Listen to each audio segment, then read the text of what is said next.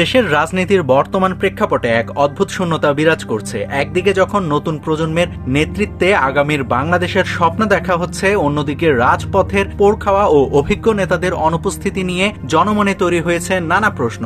বিশেষ করে বিএনপির স্থায়ী কমিটির সদস্য মির্জা আব্বাস এবং জামায়াতে ইসলামীর প্রভাবশালী নেতা ডাক্তার তাহেরের বর্তমান অবস্থা নিয়ে দলের ভেতর বাইরে শুরু হয়েছে জোর গুঞ্জন। তারা কি সত্যিই কেবল শারীরিক অসুস্থতায় ভুগছেন, নাকি সচেতনভাবে তাদের পর্দার আড়ালে রাখা হয়েছে?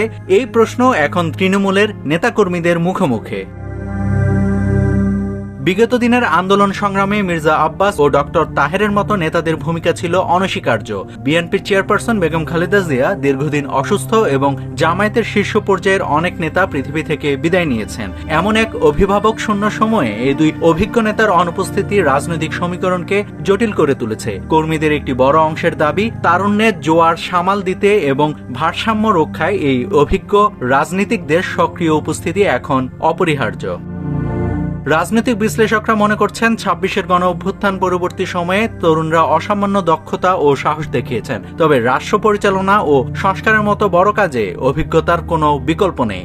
আগামীর নিরাপদ বাংলাদেশ গড়ার জন্য তরুণদের তেজ এবং প্রবীণদের প্রজ্ঞার মধ্যে একটি সেতুবন্ধন প্রয়োজন। নাসিরউদ্দিন পাটোয়ারির মতো উদীয়মান তরুণ নেতৃত্ব যখন সামনের সারিতে আসছেন, তখন মির্জা আব্বাস বা ডক্টর তাহেরের মতো নেতাদের অভিভাবক সত্ত্ব ছাড়া বড় কোনো পরিবর্তন টেকসই হওয়া কঠিন।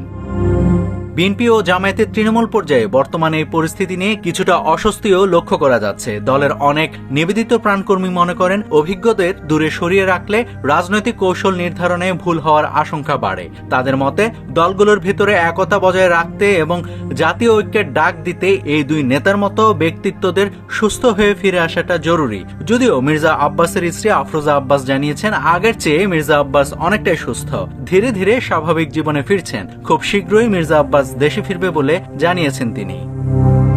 আগামী সুন্দর ও নিরাপদ বাংলাদেশ বিনির্মাণে তারুণ্যের শক্তির সাথে অভিজ্ঞতার মেলবন্ধনই হতে পারে তুরুপের তাস। ডাক্তার তাহের ও মির্জা আব্বাসের মতো নেতারা যদি সুস্থ শরীরে আবারও রাজপথে ফেরেন, তবে রাজনীতির ময়দানে নতুন প্রাণ সঞ্চার হবে। আর নাসিরউদ্দিন পাটোয়ারিদের মতো তরুণরা যদি তাদের সাথে কাঁধে কাঁধ মিলিয়ে গঠনমূলক রাজনীতি উপহার দিতে পারেন, তবে একটি সত্যিকার অন্তর্ভুক্তিমূলক বাংলাদেশ গড়া সম্ভব হবে। সব জল্পনার অবসান ঘটিয়ে এই অভিজ্ঞরাই যেন আবার দিশারি হয়ে ফেরেন, এটাই এখন সাধারণের প্রত্যাশা।